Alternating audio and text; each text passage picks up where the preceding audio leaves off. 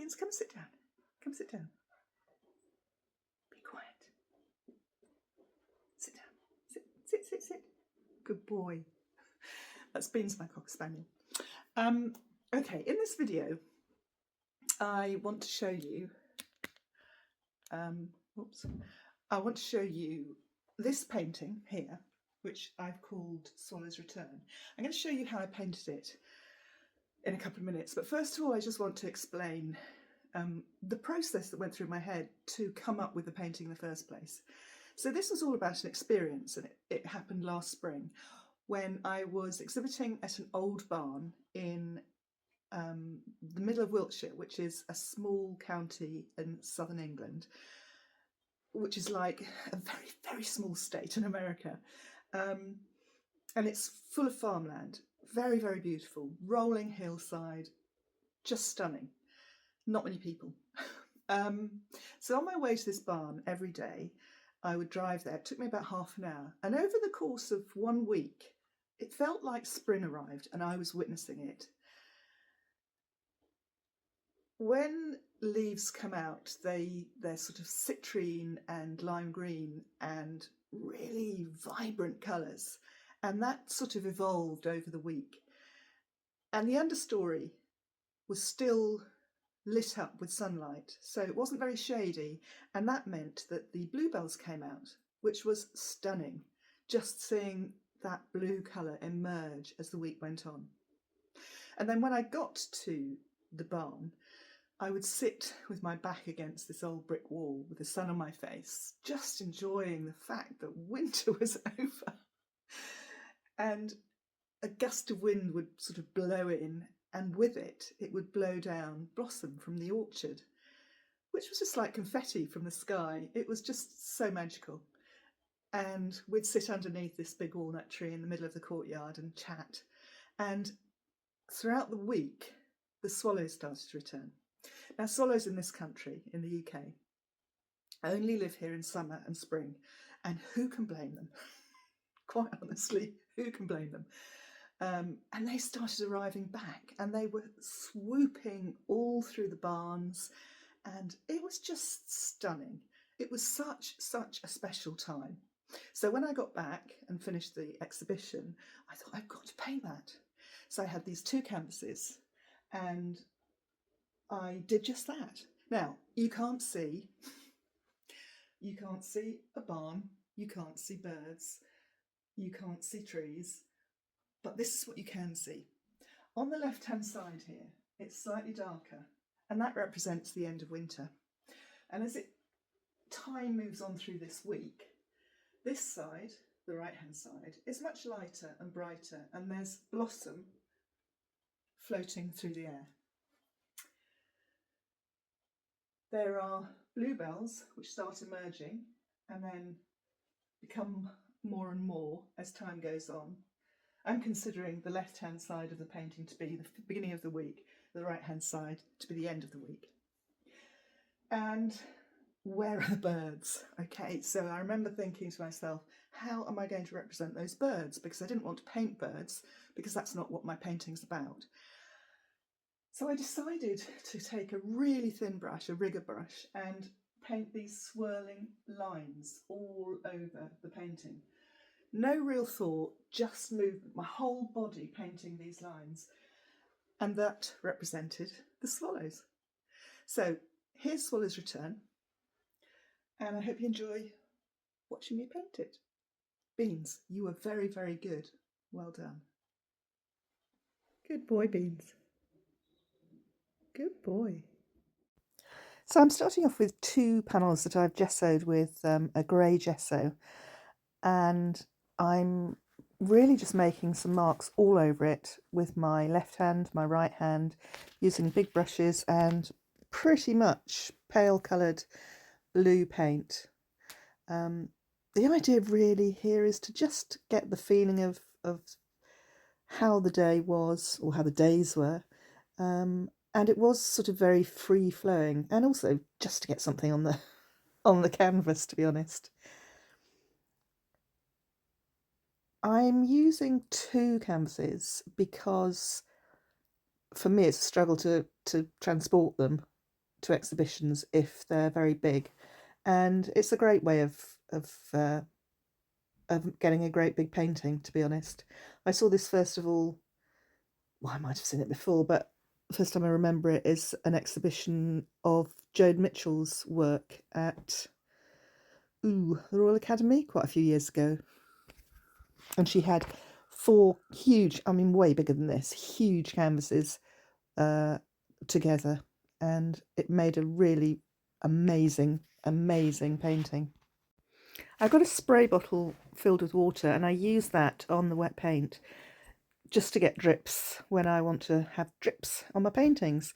Just adds another mark. It's quite interesting in this painting because obviously you get rain showers in spring, so it kind of is a way of expressing that. As you can see, and this is the same with the way I work all the time, is that I will work across the whole expanse of the canvases or the panels. I don't start at one place and then just work methodically across. And I think that works for me because what does it do? It just allows you to make the painting flow better, I think. As you can see on the left-hand side, it is darker. I'm not sure if that was particularly conscious, but in my head, once I look at the painting now, once it's finished, I realise that at the beginning of the week, it was the end of winter, and at the end of the week, it was the beginning of spring. And it kind of marks the moment, if you like. It's a passage of time across the painting. I've started making the marks for the swallows, and now I'm just adding the very pale pink, really loose marks to represent the blossom that's sort of falling. I'm holding the brush at the very end just to have less control over it. And this is one of my favourite tools, the kitchen spatula, which is great for making lots of different marks, but also to incorporate quite a lot of texture into the painting as well, because you can apply quite a bit of paint. There's a lot of mixing of paint that went on in this painting. Well, there is in most paintings, to be fair, and I edit that out. So you're seeing an edited version of me actually painting the work. I'm really loving looking at it now. The ground where the new growth is coming. I love those marks. I'll have to do some more of that, I think. So it's sort of starting to come together as a whole painting. You can still see the grey gesso, and I'm not worried about that. If it was white, I think I'd have a problem with it. But because it's grey, it for me it's okay. It's really just about keeping going and recognizing when you get to a point in a painting where you kind of run out of ideas or you start thinking too much about it. At the moment, I'm not really thinking. I'm just applying paint, enjoying the process, completely lost in the moment. I'm doing everything from spraying water to flicking paint on to using my left hand, my right hand, both hands together, just exploring the painting and the thinking back to the way I felt during that week and the sort of kind of electricity in the air at the time.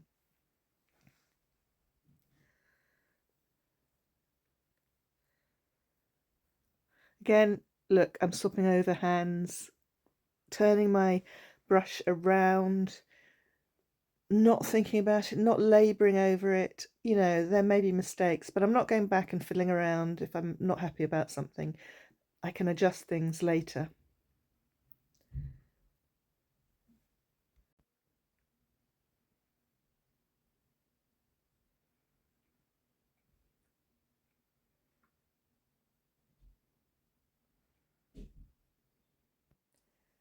I'm using lots of different sizes of brushes and different tools, pencils, you know, things from the kitchen, because with that variety you can make lots of different marks, and the painting becomes more exciting. There's just more to look at. There's more depth to it.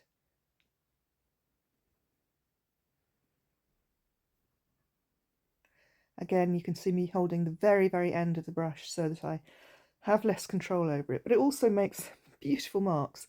That's a sable rigger brush, which I used originally when I painted in watercolour. So it has to be washed very, very carefully. I don't want to ruin it. I mean, I can buy another one, of course, but I'm rather fond of that particular brush. This is what I'm using now, again, to paint in the Flight of the Swallows, which is a really important part of this painting, I think. And I'm just thinking back to how they just flew in and out of those buildings through tiny little holes around the big walnut tree in the courtyard, swooping in and out, almost without a care in the world. I mean, honestly, you wouldn't think we even existed. They just weren't frightened of us at all.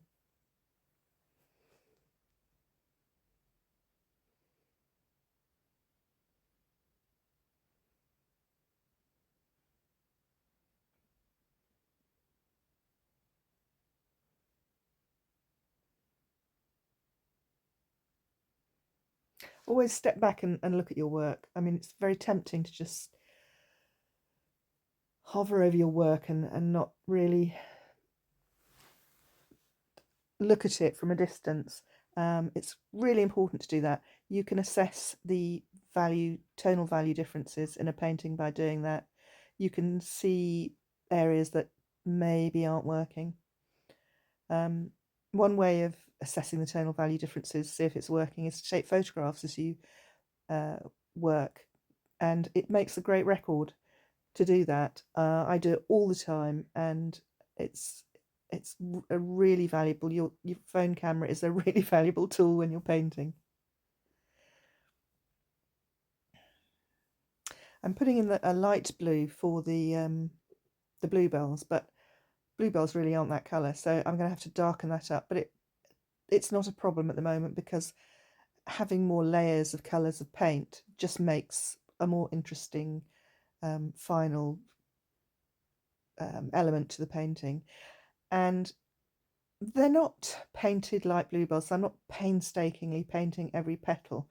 That's just not my style. It's just the feeling of bluebells, also almost the fleeting look of the colour as I'm driving past it, because I didn't stop. I just drove past these bluebells every day, and every day there were more and more of them.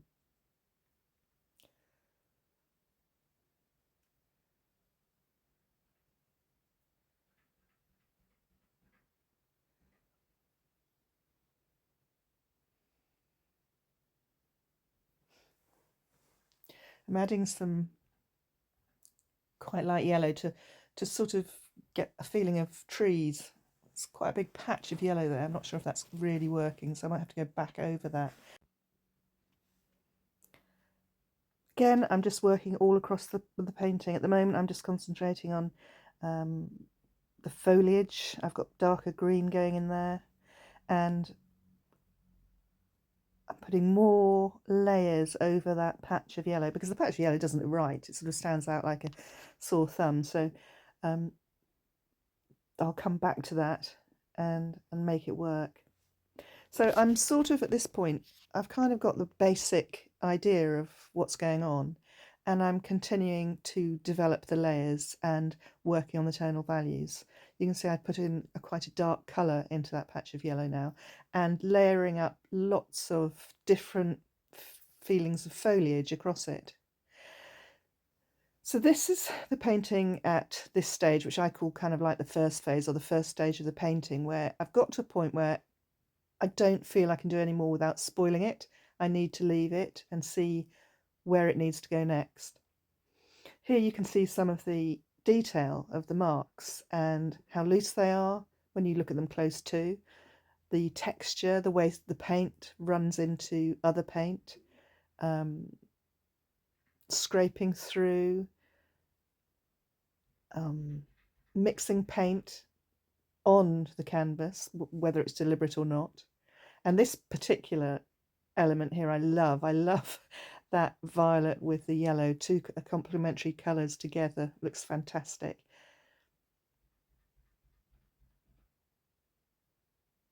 And there are the blossoms and, you know, branches, the drips from the sky, and I feel quite happy with it as the first stage of this painting. But when I went back to it after a few days, I decided that I needed to add more colour to make it feel more like spring. So this is the final painting. It's just a development of the original, but I've added more deeper blues for the bluebells. I've added a deeper pink for the pink so that it pops more. And I also added more blossom. Of course, why not? I hope you enjoyed watching this video. I enjoyed making it. And if you did, please like and subscribe. It really helps me. Thanks very much. See you next time.